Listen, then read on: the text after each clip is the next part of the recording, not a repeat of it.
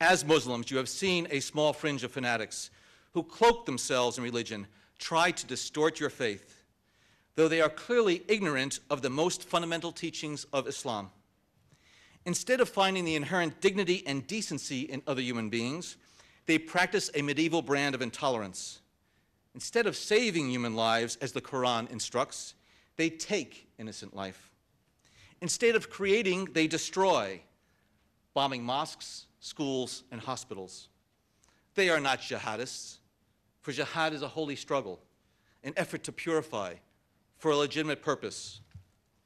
And there is nothing, absolutely nothing, holy or pure or legitimate or Islamic about murdering innocent men, women, and children.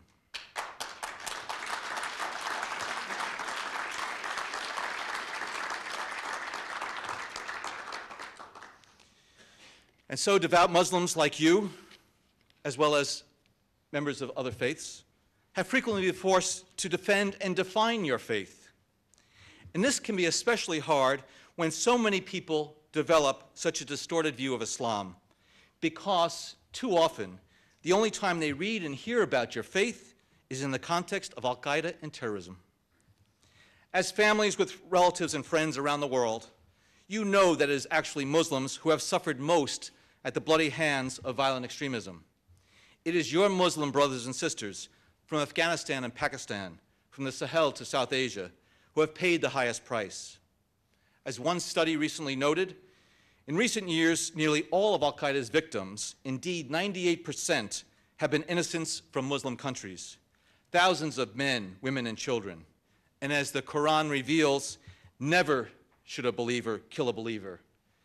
And if he does, the wrath and the curse of God are upon him. As parents, it is your sons and daughters, young people the age of students here today, who are being targeted by Al-Qaeda and its hateful ideology. Until recently, some thought that this challenge was for other countries, where Muslims had often not assimilated or been accepted into mainstream society. But as we have seen here in recent months, Al-Qaeda seeks to steal the souls of young people in America as much as they seek to steal them overseas. In this sense, Al-Qaeda is not unlike drug lords, gang leaders, or human traffickers, preying on the confused and the vulnerable, who are perhaps struggling with their own identity and seeking a sense of belonging, brainwashing them with a false promise of paradise and using them instead as cannon fodder for their own murderous agenda. And so, increasingly, American Muslims, mothers and fathers, face the challenge of protecting their own sons and daughters.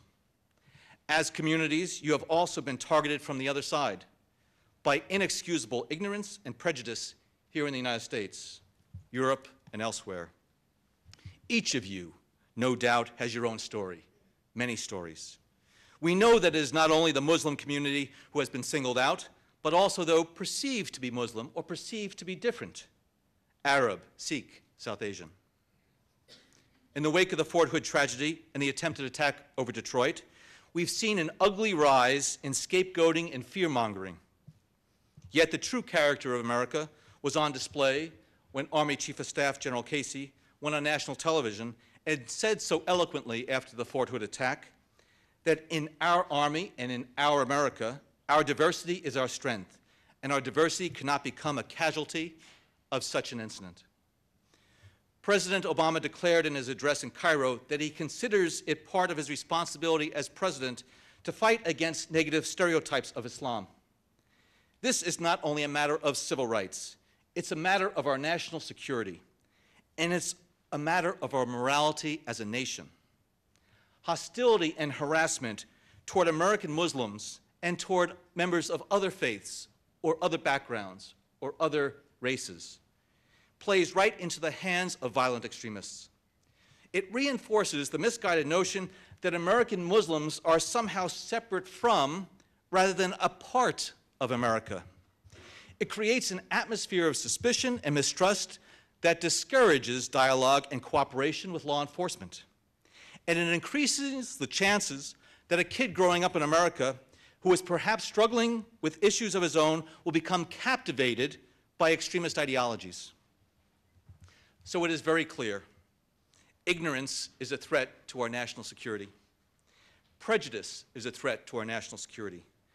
Discrimination is a threat to our national security. And those who purport to be religious are frequently the most egregious purveyors of ignorance, prejudice, and discrimination, and it must stop.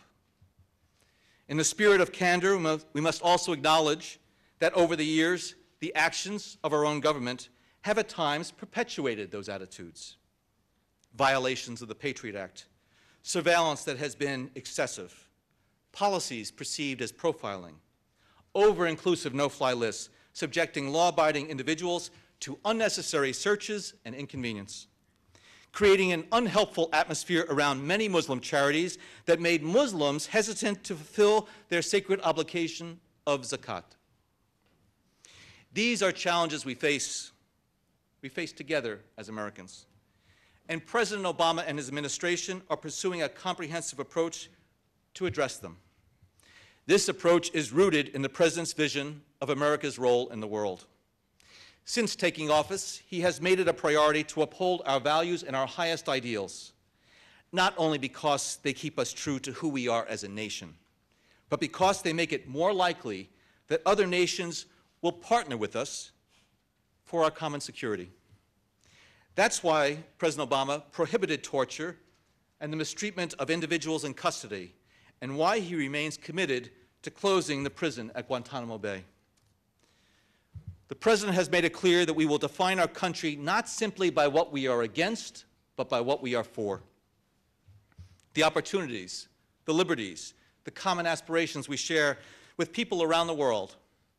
Rather than simply focusing on ties between governments, he has pursued a broader agenda and engagement with people on issues that are most important to them: economic development, education, health, good governance, and the dignity of every human being, including the fulfillment of women's rights.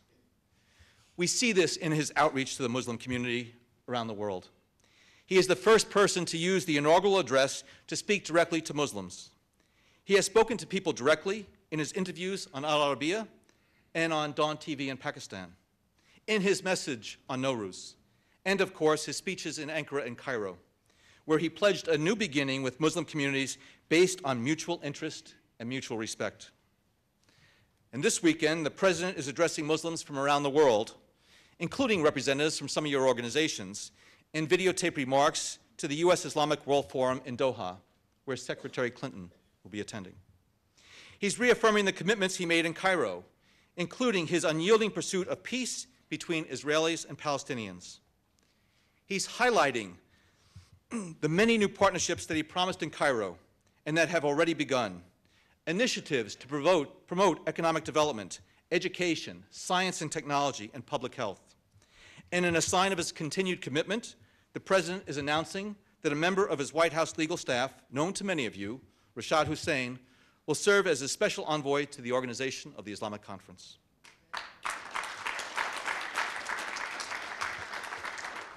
This same spirit of partnership is needed to confront the challenge of violent extremism. And the President's approach has three main components: defeating al-Qaeda and its allies, confronting the broader challenge of violent extremism generally, and safeguarding our homeland in a manner that both protects our security as well as our values. First, defeating al-Qaeda and its allies. The President has been very clear about who we are fighting. We are not waging a war against terrorism, because terrorism is about a tactic that will never be defeated any more than the tactic of war will.